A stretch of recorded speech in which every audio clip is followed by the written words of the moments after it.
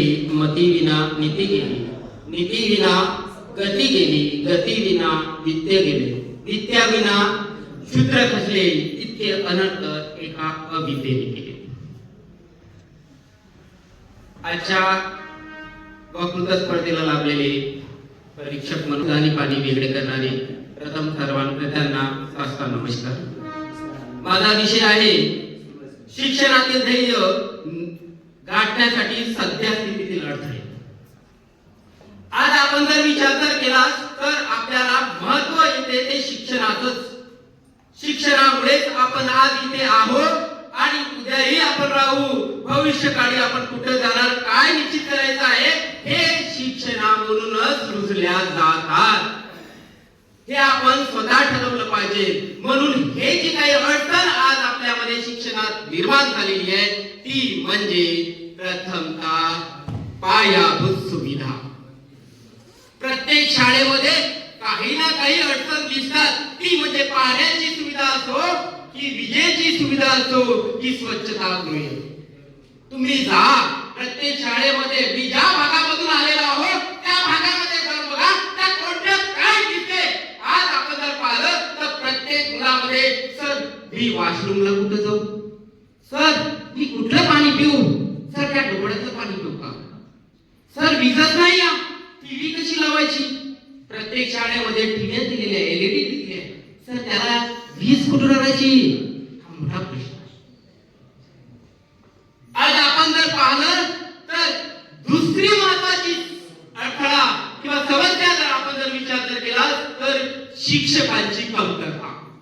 पूर्वी दिलेला शब्द हा प्रत्येक शिक्षक पाळायचा आणि प्रत्येक शिक्षकासोबत विद्यार्थी हा एक प्रामाणिक असायचा. जसा शिक्षक दिसला की तसंच तो आपला पाय पकडायचा. आज जर आपण पाहिलं तर हे माझे शिक्षक, हे बघा शिक्षक, हे माझे विद्यार्थी, शिक्षक शिकवतात अशी तफावत आपल्याला का बरं याच्या मागे असेल तर शिक्षकामुळे विद्यार्थ्यांमध्ये जे गुणवत्ता आपल्याला रुजवायची असते ते एका शिक्षकामुळे होईल का. बघा आज आपण इतके शिक्षक आलेलो, प्रत्येक शिक्षकामध्ये कोणती ना कोणती महत्वपूर्ण गुणवत्ता किंवा कौशल्य रुजलेलं आहे. ते विद्यार्थ्यामध्ये रुजवण्यासाठी आपल्याला प्रयत्न करणं आवश्यक आहे. त्यामुळे शिक्षकाची कमतरता हा मोठा शैक्षणिक ध्येय निश्चितीसाठी गाठण्यासाठी अडथळा निर्माण झालेला आहे आजच्या स्थितीत. तिसरा मुद्दा म्हणजे प्रशिक्षणाचा अभाव. आपण शहरामध्ये घेतो प्रशिक्षण, पण ग्रामीण भागात किंवा तालुक्या भागात ते प्रशिक्षण देण्यासाठी योग्य प्रशिक्षकांची निवड झाली आहे का. ज्या क्षमता आपल्याला पूर्ण करायच्या आहे त्या क्षमता निर्माण झाल्या का, त्या शिक्षकांमध्ये आहे का हे आपण तपासतो का. आणि हे शिक्षक समोर जाऊन विद्यार्थ्यांमध्ये सादरीकरण करायचं असतात. मग करतात का बरोबर, मग ते ध्येय निश्चित झालं का नाही. आजच्या घडीला आपण ज्या भागामध्ये शिक्षक म्हणून काम करत आहोत त्या भागामध्ये ते ध्येय निश्चित होत नाही. त्यानंतर आपण जर विचार केला तर ग्रामीण आणि शहरी भागामध्ये गुणवत्तेचा तफावत दिसून येतो. मग ही तफावत कोण दूर करायला पाहिजे तर शिक्षकामध्ये जी काही गुणवत्ता निर्माण झालेली आहे त्या विद्यार्थ्यांमध्ये आपल्याला जर गुणवत्ता निर्माण करायची असेल तर ती तफावत गुणवत्तेच्या माध्यमातून आपल्याला दूर करावी लागेल. ही तफावत जर निर्माण झाल्यामुळे विषमता वाढली म्हणजे जरी वाढली म्हणजे एक शहरी भागातला विद्यार्थी गेला उच्च स्तरावर आणि ग्रामीण भागातला राहिला त्या स्तरावर, ज्याला आपण निम्न स्तर म्हणतो. मग या सगळ्या गोष्टीला कोण जबाबदार, गळतीची समस्या ही जबाबदार आहे. आज जर आपण जर पाहिलं प्रत्येक विद्यार्थ्यामध्ये ग्रामीण भागामध्ये न्यूनगंड निर्माण झालेला आहे की माझा शिक्षक ज्या पद्धतीने पूर्वी आपल्या वडिलांना शिकवत होता आज तो तसा शिकवतो का नाही. त्याच्या मागचं कारण म्हणजे मग विद्यार्थ्यांमध्ये न्यूनगंड निर्माण झाला म्हणजे भीतीचं वातावरण निर्माण झालं. भीतीचं वातावरण निर्माण झाले गेला तो शाळा सोडून. शेवटी आली शाळेची गर्दी. आता ही गर्दी कुठं होते तर जास्तीत जास्त प्राथमिक आणि माध्यमिक स्तरावर गर्दी निर्माण झालेली आहे. हे शासनाचा निर्णय आहे. जे काही सर्वे होता त्या सर्वेमध्ये निश्चित केलेलं आहे की ही गर्दी आपल्याला शैक्षणिक ध्येय गाठण्यासाठी हा एक मोठा अडथळा निर्माण झालेला आहे हे आपल्याला दिसून पडतात. आज आपण पाहतो अभ्यासक्रम कसा असायला पाहिजे हा महत्त्वाचा विषय आपल्याला दिसून पडतो. अभ्यासक्रम हा विद्यार्थी केंद्रित असायला पाहिजे. विद्यार्थ्यांमध्ये गुणवत्तापूर्ण निर्माण झाले पाहिजे. सृजनशीलता निर्माण झाली पाहिजे. विद्यार्थ्यांमध्ये नवीन नवीन चैतन्य कौशल्य निर्माण झाले पाहिजे. तो आपल्या पायावर उभे होऊन एक नवीन काहीतरी कौशल्य निर्माण होऊन आपल्या भविष्यकाळी वेग घेतला पाहिजे. तसा अभ्यासक्रम देतो का आपल्याला? नाही. अभ्यासक्रम हा व्यवसाय दृष्टिकोने असायला पाहिजे.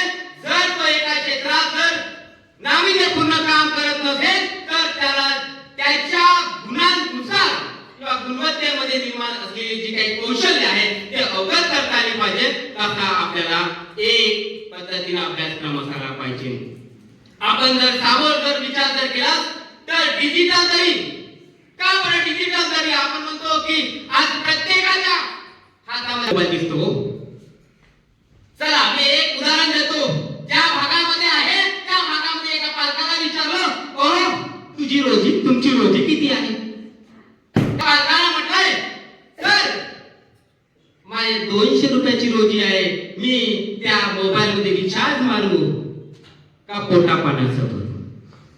ओ मॅडम बघा आज त्या जर विचार जर केला तर डिजिटलच्या माध्यमातून तफावत निर्माण झालेली आहे. जे उद्दिष्ट गाठायचे ते उद्दिष्ट आपल्याला गाठताच येत नाही.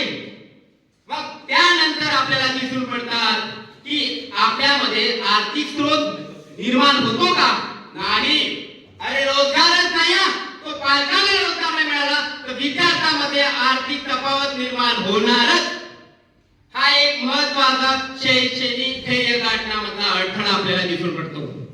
आपण जर विचार जर केला तर जे काही अध्यापन पद्धतीचा आपण वापर करतो आपण हे अध्यापन पद्धतीचा वापर करत असताना भविष्यकालीन वेध घेण्यासाठी अध्यापन पद्धतीचा आपण वापर करायला पाहिजे. जशा अध्यापन पद्धतीचा होतो का ज्या कालबाह्य पद्धती आहे आजही त्या रुजवल्या जातात शाळेमध्ये आणि आपल्याला प्रशिक्षण दिल्या जातात आणि तीच पद्धत आपण विद्यार्थ्यांवर होतो. मग जेव्हा भविष्य काळामध्ये तो जातो समोर आणि विचारतो तुझ्यामध्ये कोणती गुणवत्ता आहे जे कालबाह्य झालेली आहे ती गुणवत्ता आपल्यामध्ये आहे. मग ते उपयोगात पडेल का? नाही. म्हणून मी म्हणतो की आजच्या शैक्षणिक ध्येयासाठी गाठण्यासाठी जे अडथळे निर्माण झाले आहेत हे अडथळे दूर करण्यासाठी एक महत्त्वाचं धोरणात्मक सुधारणा असणे आवश्यक आहे. त्याचबरोबर शिक्षकाची जी कमतरता झाली आहे त्यांना भरीव निर्माण झाली पाहिजे आणि सगळ्यांना समानता निर्माण झाली पाहिजे. आणि असं शिक्षण जर असेल तर शिक्षणातील जे काही ध्येय गाठायचे आहे ते आपण गाठू शकतो. इथे मी माझे शब्द बोलतो आणि मी माझ्या विषयाला इथं विराम करतो. धन्यवाद.